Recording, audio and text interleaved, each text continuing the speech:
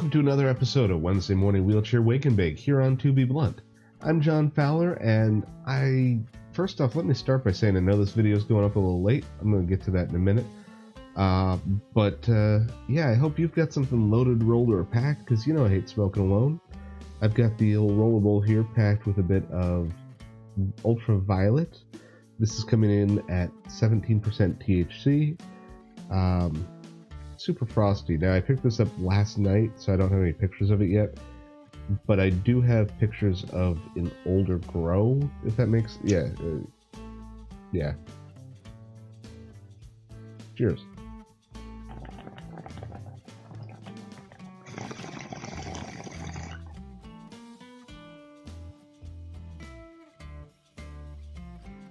Yeah, I have smoked this strain before. This is a newer grow of it, and it's just as tasty, just as good. But it's a super frosty strain that every time I've picked it up, so I like it. So I'll get some pictures of this up pretty soon here. Now, as far as what's going on, I'll be honest with you, I slept later than I have slept in over a year. Basically what happened is I've been having some issues that have not really been getting touched by some of the stuff I've been using. So while I was at the dispensary last night, I picked up some RSO. Now this is high THC RSO, and I went to take a grain of rice sized dose of this last night, just tiny little. And as I was squeezing the cartridge, I had my I don't know if it was my joint or what happened, but it just went a lot more than I intended, and I don't know how much I got. I'd say the better part of half a gram went on to the just squirted out, and without thinking about it, I licked it off, and then immediately realized that was probably a mistake. So that was a fun little ride. It was just like being slowly enveloped into a nice little THC coma.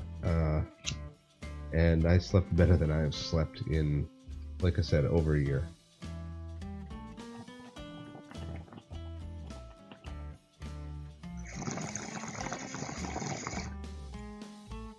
So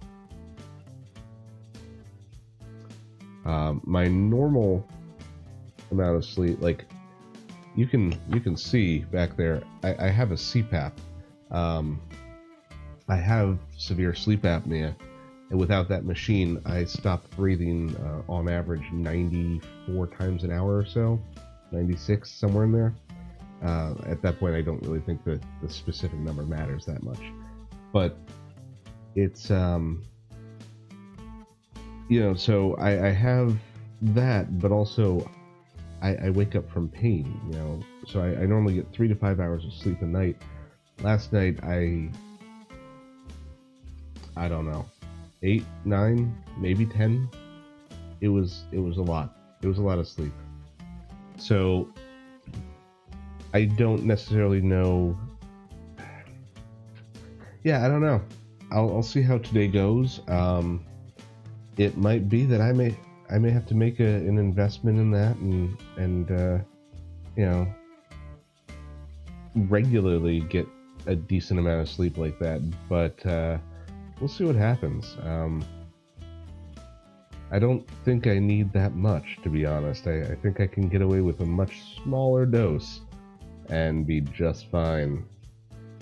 So, yeah. Now, in addition to that, I was yesterday trying to fix my 4-year-old niece's glitter hairspray, and because the pump was broke.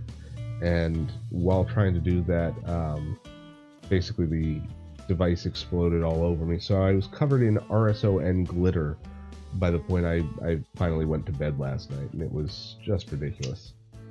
It was one of those days.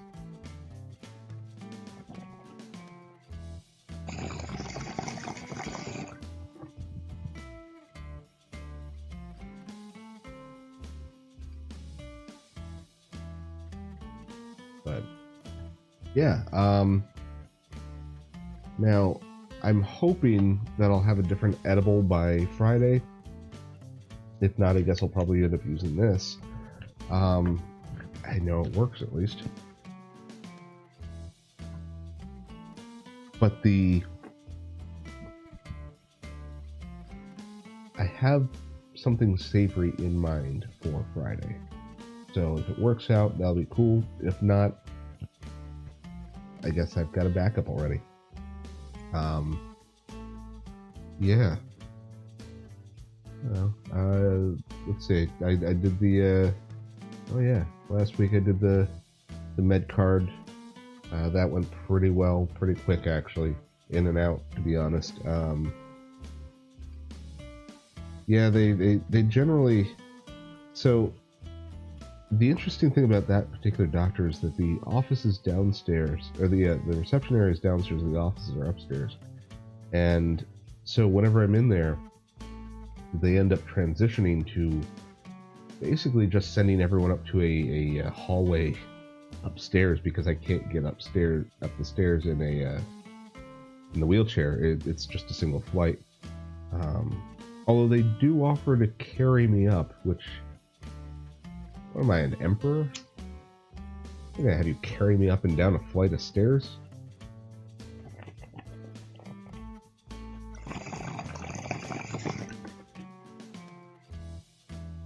Unless you are a firefighter, or I somehow become emperor or something, ain't no one need to carry my ass up and down a set of stairs. Now that said, if I need to go up and down stairs, in case you're curious, I generally just will scoot myself up and down the stairs, outside of the chair. If I've got someone to bring my chair up, that's awesome. Otherwise, you drag it up ahead of you, or lower it down in front of you. But yeah, fun things that you find out when you end up in the wheelchair. Yeah. Oh, also, the sidewalks in most places are terrible.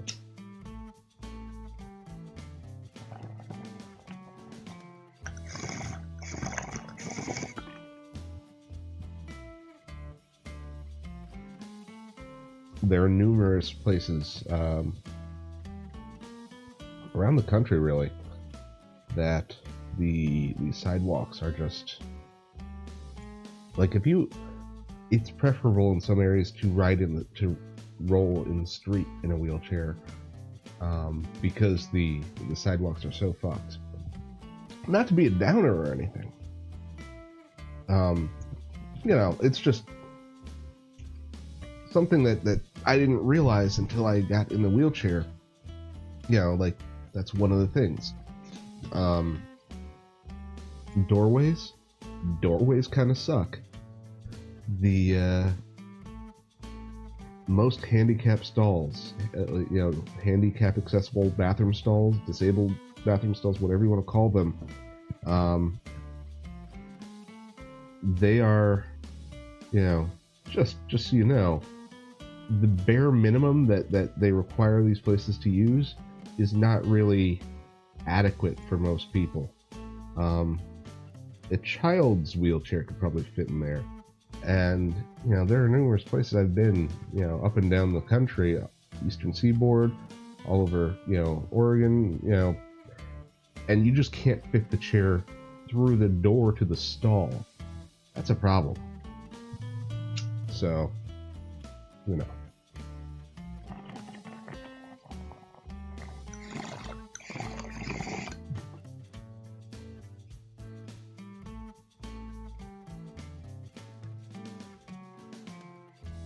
But you know what, though? It's generally speaking, you make it work. It's one of those things where there is a certain grasp of the reality that none of that is going to change anytime soon, and so you basically just kind of have to make do with what you've got, because change on that kind of a scale is going to takes a long time to get momentum going. So, excuse me. even if you got the town to repave the sidewalks tomorrow, well, it's still going to take months to repave all the sidewalks. And by that point that they're all done, they probably have to start all over again because the first set have already started. And it's one of those things that there's a certain amount of reality to what you have to deal with. What can be fixed, what can be realistically addressed and compromised on. And, a lot of that, I understand. Infrastructure is one of the hardest things to do, logistic-wise. And it's things like the sidewalks. They're irritating, but they're not the end of the world. They're a mild irritation. The bigger irritations are things like, even, for instance, this chair is broken. It's supposed to stay up, but it doesn't because it's cheap. But even if they did, I'd probably keep them down, the handles down most of the time, because I've literally been shopping in the grocery store and had someone move me out of the way like someone else's cart. Like, who the fuck are you to touch me? This is part of my body. Like, you don't... What the fuck? Take a hit. I'm getting fucking heated about that shit.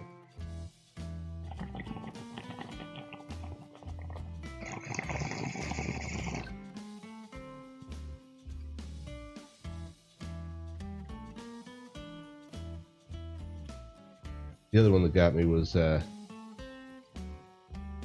waiting in a McDonald's restroom on the way back from my father's funeral, and the 16-year-old looking kid. I say 16. To me, anyone who's obviously not 30 and who's obviously older than like 10 is 16. I don't know. They're all fucking 16. Anyways, this fucking 16-year-old kid bops out of the damn stall, and I roll in, and he's just pissed all over the seat. And what the fuck? First off, you're not in a chair. There were other stalls open, and, like, you just pissed all over the seat. You didn't... Who the fuck are you? Kids like that are why we have the president we have today.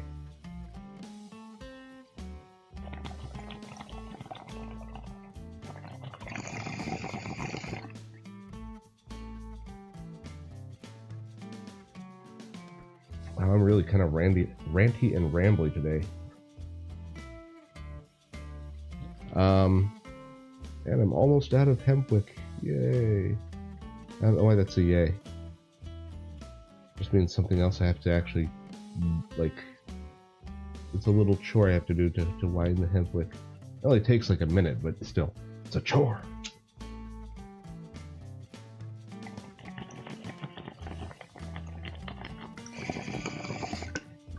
Holy fuck. I'm just angry I'm angry today. I don't know. Maybe I'm in a comma. For those of you who don't know, comma, it's like a period, but with a little dangle. So,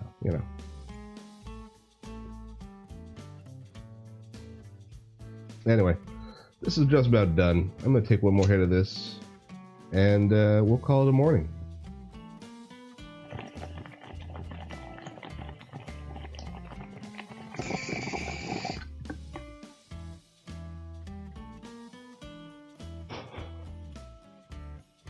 All right. Love y'all. Thanks for watching, and I hope you have a wonderful day. Go out and make it a great day. Yeah. Take care. Later.